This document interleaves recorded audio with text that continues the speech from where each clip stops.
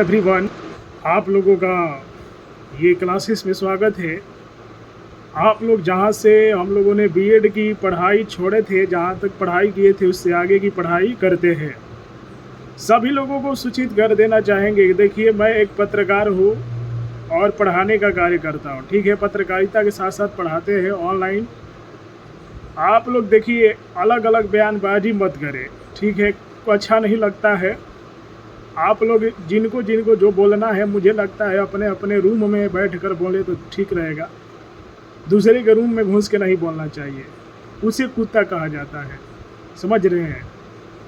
आप लोगों को बताते हैं, कुछ भी आप लोगों महूसर विरोधी लोग मुझे बयानबाजी आ रही है तो देखिए, मैं आपको कहूँगा कि कुत्ता का बच्चा कुत्ता होता है, सुअर का बच्चा सुअर होता है, पक्षी का बच्चा पक्षी होता है, जानवर का बच्चा जानवर होता है। उसी तरह मनुष्य का जो बच्चा होता है वो मनुष्य होता है।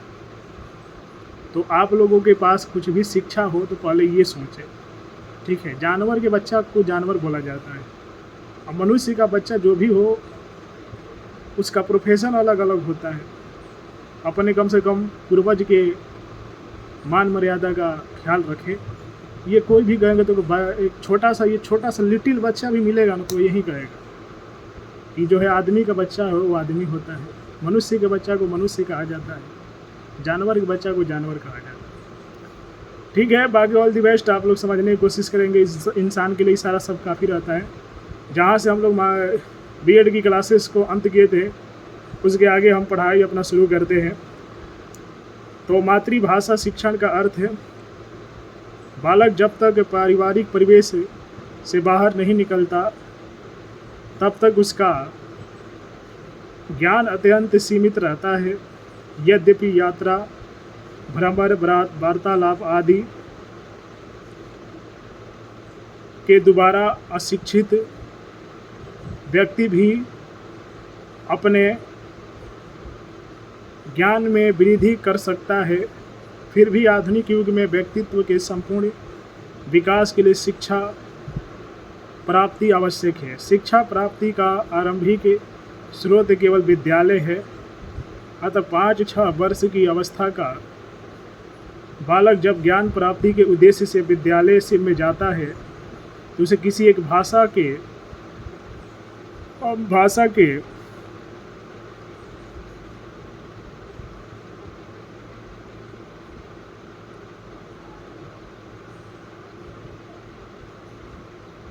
अवस्था का प्राप्ति की भाषा के माध्यम से अनेक विषयों का यह ज्ञान दिया जाता है, परंतु ज्ञान देने की कि वह भाषा कौन सी हो, इस पर विद्वानों में मतभेद है।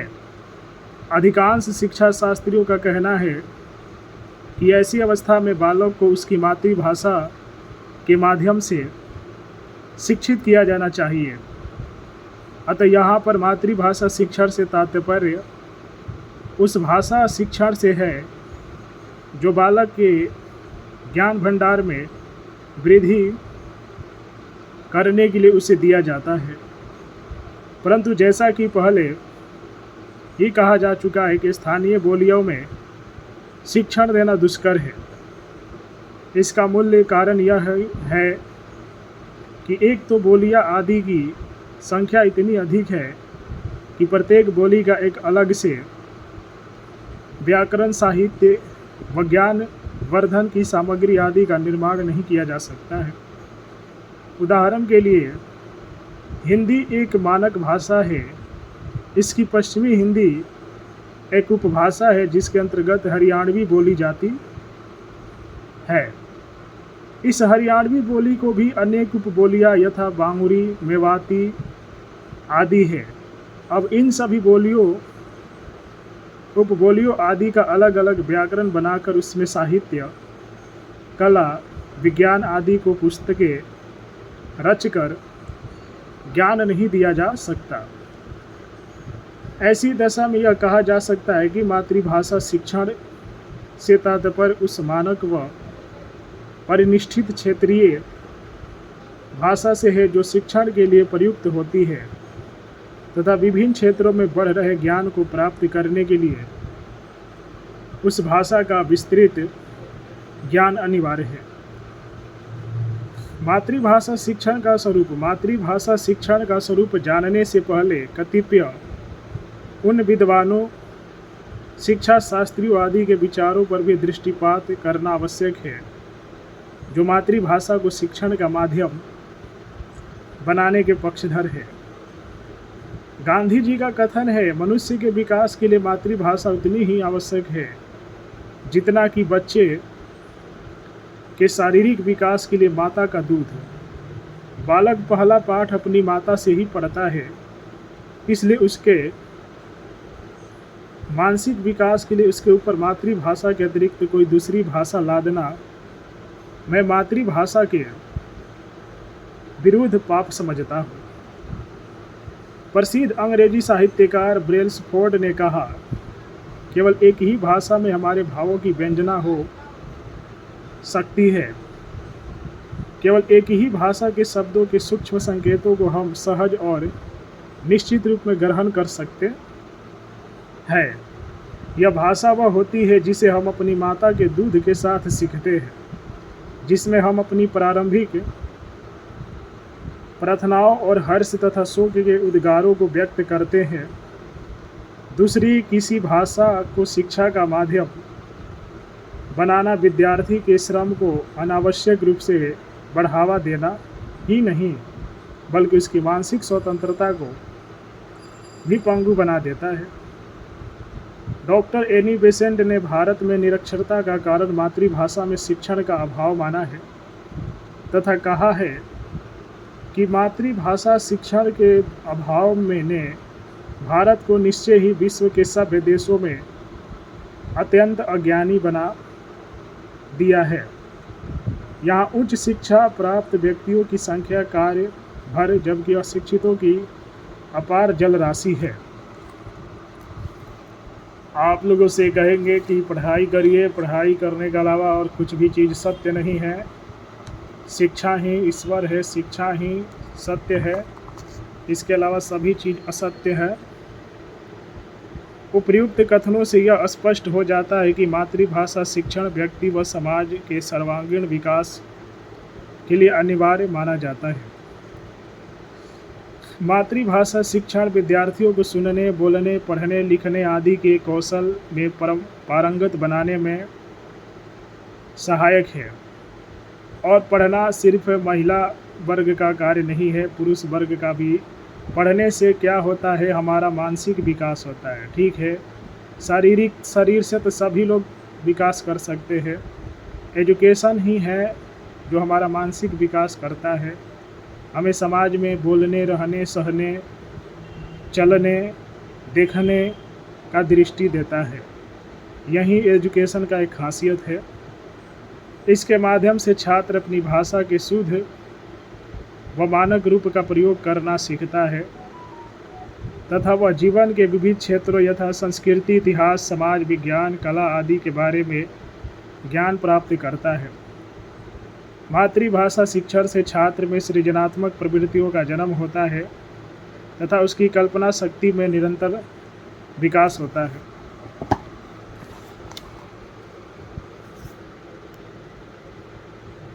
अतः मातृभाषा शिक्षण के स्वरूप को निर्धारित करते हुए कहा जा सकता है, मातृभाषा से यह तात्पर्य उस भाषा से है जो क्षेत्र विशेष में बोली जाती है, जिसकी कई बोलियां या उपबोलियों तो हो सकती है, परंतु उन सभी में अत्यधिक समानता होती है। बच्चा अपने परिवेश के अनुरूप पहले या तो स्थानीय बोली या उपबोली में अपने भावों को प्रकट करना सीखता है या सीधे ही शुद्ध परिमार्जित मातृभाषा का प्रयोग करता है।